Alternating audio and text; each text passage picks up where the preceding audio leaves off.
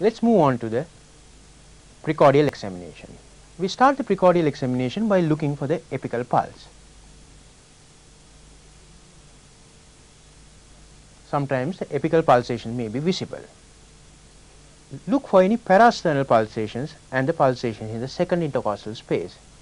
Pulsations in the second intercostal space indicate the presence of pulmonary hypertension.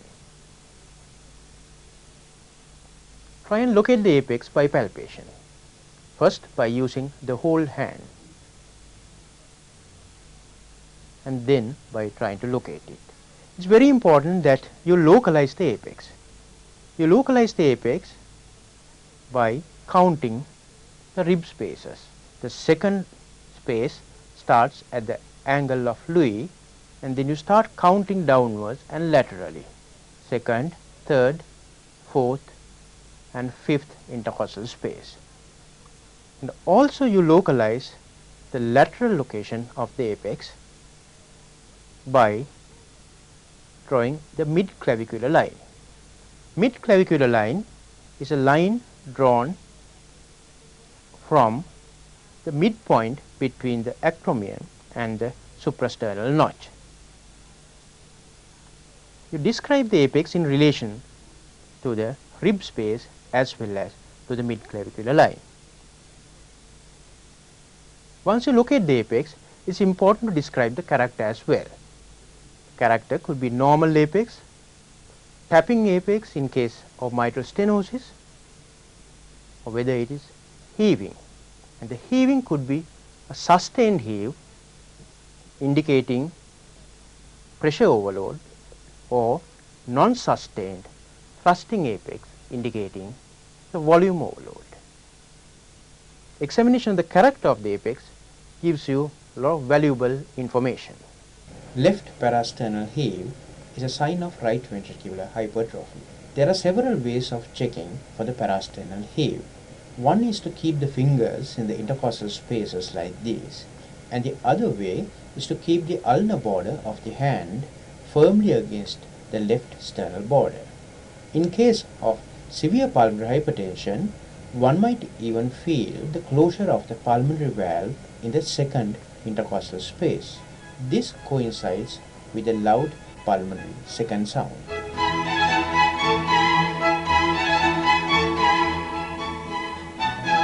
The last component of the cardiovascular examination is auscultation. You start auscultating by using the bell and auscultating over the mitral area, over the apex.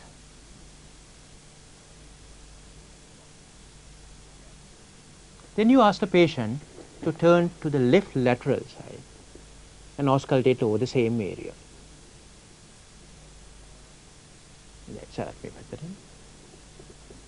Then you use the diaphragm and again auscultate over the apex and along the left sternal edge, tricuspid area, second intercostal space on the left side, pulmonary area, and on the right the aortic area. You have to auscultate the whole precordium as well. When you auscultate, first you concentrate on the heart sounds, first and second sounds, and ask yourself whether they are normal or abnormal. Are they of normal intensity? Are they louder than normal, or are they softer than normal? Then you concentrate on additional sounds, third, fourth heart sounds, and any clicks. Then if there are any murmurs, you concentrate on the murmurs and try and ask yourself whether the murmur is systolic murmur or a diastolic murmur. It is very important that you time the murmur. To time the murmur, you should have your thumb over the carotid while auscultating. First you concentrate on the systole and diastole and see whether the murmur you hear is a systolic murmur or a diastolic murmur. If it is a systolic murmur, ask yourself whether it is a pansystolic murmur or an ejection systolic murmur. In case of diastolic murmurs, you should find out whether they are an early diastolic murmur or mid-diastolic murmur. If you hear a murmur, for example, if you hear a murmur in the mitral area, you should check whether it radiates to the axilla.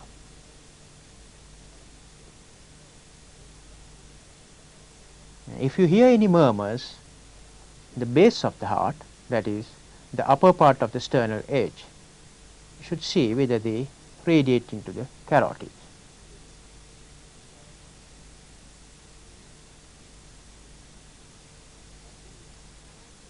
You complete the auscultation over the base of the heart by listening in the seated position.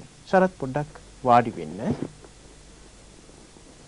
හොඳට හුස්මක් අරගෙන එළියට දාලා අල්ලගන්න. හුස්මක් එළියට දාන්න. ඔහොම අල්ලගෙන නවත්තගෙන ඉන්න. In this position, during expiration, you listen for the early diastolic murmur of the aortic regurgitation. Lastly, with the bell of the stethoscope, you listen over the carotid for breath.